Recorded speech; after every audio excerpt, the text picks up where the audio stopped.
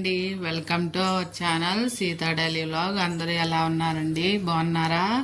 నేను కూడా బాగున్నానండి. మీ అందరూ బాగుండాలని మనసారా కోరుకుంటున్నాను. ఈరోజు మార్చిన కారం అంటే నల్ల కారం చేస్తున్నాను, చూపిస్తా. మార్చిన కారం నల్ల కారానికి ఎండుమిరపకాయలు, ఒక పెద్ద స్పూన్ జీలకర్ర, ఒక అరకప్పు ఏమో ధనియాలు, ఒకటేమో ఎల్లిపాయ, కొంచెం నా దగ్గర కరివేపాకు ఉంది, అది కూడా వేస్తున్నా. ఇప్పుడు వీటన్నిటిని ఫ్రై చేసుకుందాం. తెచ్చుకొని గిన్నె పెట్టి ఇప్పుడు ధనియాలు వేపుకుందాం. వేడి వేడి అన్నంలో నెయ్యి వేసుకొని తింటే మార్చిన కారం అదే నల్ల కారం చాలా బాగుంటుందండి. టిఫిన్స్లో కూడా ఎప్పుడన్నా చట్నీ చేయలేనప్పుడు ఇది వేసుకొని తినొచ్చు, బాగుంటుంది. ఫ్రై అయ్యాక చూపిస్తా.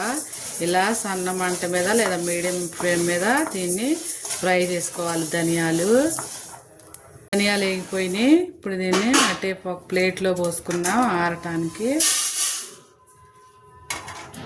ఇప్పుడు ఇందులో ఒక పెద్ద స్పూను జీలకర్ర, దీన్ని కూడా ఫ్రై చేసుకోవాలి. కూడా వేగిపోయింది, దీన్ని కూడా ఒక ప్లేట్లో వేసుకుందాం. జీలకర్రను ధనియాలు మిక్స్ చేసుకోవచ్చు, ఏం కాదు. ఇప్పుడు శుభ్రంగా కడిగి ఆరబెట్టుకున్న కరివేపాకు వేసుకుందాం. కరివేపాకును కూడా ఫ్రై చేసుకుందాం. కరివేపాకు కూడా వేగిపోయింది. కోతులు వచ్చినాయి కదా, స్టవ్ ఆపేసి చూపిద్దామని వెళ్ళాను బయటికి. ఇవాళ వచ్చినాయి అన్నీ. దీన్ని కూడా ఒక ప్లేట్లో వేసుకొని పక్కన పెట్టుకుందాం. ఇప్పుడు మిరపకాయలు వేపుకుందాం. ఒక స్పూన్ వేసుకోండి నూనె ఎక్కువ అయితే ముద్దలాగా అవుతుంది, అందుకనే ఒకటే స్పూన్ వేసుకోవాలి.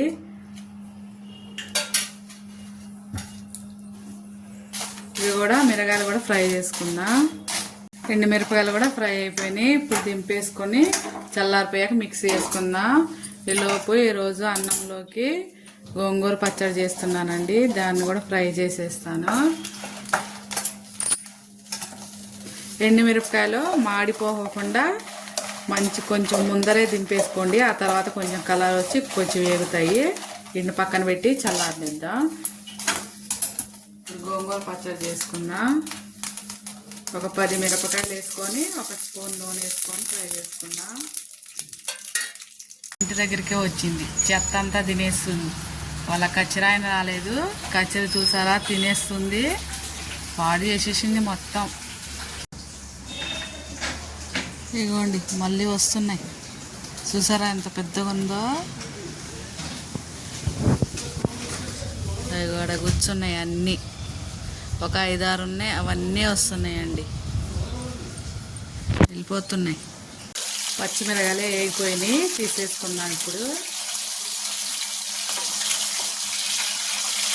ఎప్పుడో ఒకసారి వస్తాయండి కోతులు, చెట్లు అన్నీ ఆగమే. ఒక్క పువ్వు కూడా పూయింది, పువ్వు పూసే టైంకి వచ్చేసి మొగ్గలు కోసుకుపోతాయి. ఇప్పుడు అదే నూనెలో కడిగి పెట్టుకున్న గోంగూర వేసుకున్నా.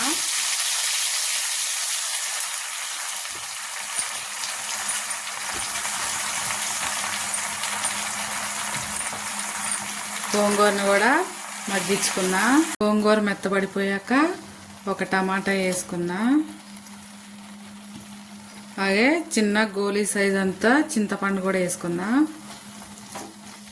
వీళ్ళని బాగా ఉడికియాలి. కోతులు వచ్చినాయి కదా, చూసారా నా చెట్లని ఎట్లా చేసినాయో, ఇరగొట్టేసినాయి. గులాబీ చెట్లు కూడా అంతేనండి, పూలు పూసే టైంకి వచ్చేసి మొగ్గలన్నీ తినేస్తే చూడండి ఎట్లా ఇరగొట్టేసి వెళ్ళిపోయినాయో. గోంగూర టమాటా ఉడికిపోయినాయి. స్టవ్ ఆపేసుకొని నిన్న ఒక 5 నిమిషాలు ఆరబెట్టుకుందాం. ఇవన్నీ కూడా వేపినాయి. ఒక 5 నిమిషాలు ఆరిపోయాక అప్పుడు మిక్సీ పట్టుకునేది చూపిస్తా. శుక్రవారం కదండి, పూజ ఎప్పుడో చేసేసాను, కొండెక్కిపోయింది. ఇక కట్టిన వేసేసి పెట్టేస్తా. ఇప్పుడు మిక్సీ చేసుకుందాం. ఫస్ట్ ధనియాలను జీలకర్ర పొడి చేసుకోండి, ఆ తర్వాత ఎండుమిరపకాయలు వేసుకోవాలి, ఆ తర్వాత కరివేపాకు. నేను చింతపండు వేయనండి, మీకు చింతపండు కావాలంటే ఒక చిన్న గోలీ సైజ్ అంతదే తీసుకొని శుభ్రం చేసుకొని వేసుకోండి.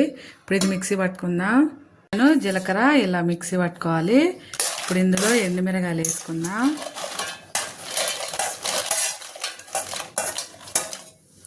ఎండుమిరకాయలు వేసుకొని ఒక స్పూన్ ఉప్పు వేసుకుందాం.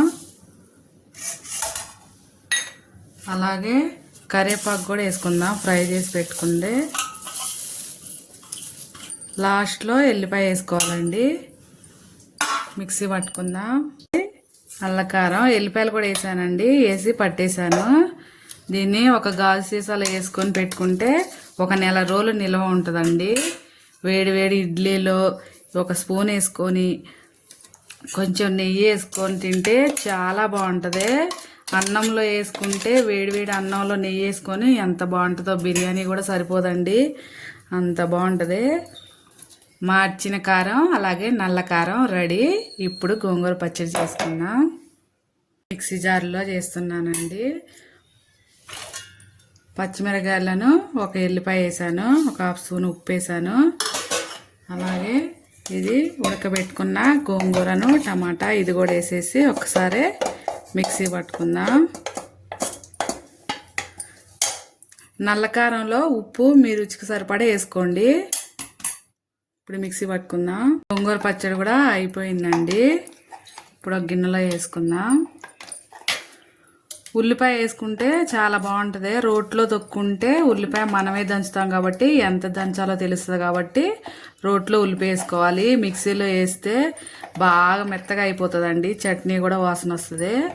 అందుకనే పచ్చడి చేసుకున్నాక ఇలా పొడిగ్గా కట్ చేసి పెట్టుకున్న ఉల్లిపాయలు ఇందులో కలుపుకుంటే టేస్ట్ చాలా బాగుంటుంది. ఇవాళకి ఈ వీడియో ఇంతేనండి. నా వీడియో కనుక నచ్చితే ఒక లైక్ కొట్టండి. నా ఛానల్ని సబ్స్క్రైబ్ చేసుకోండి ఫ్రెండ్స్, ప్లీజ్. ఉంటాను.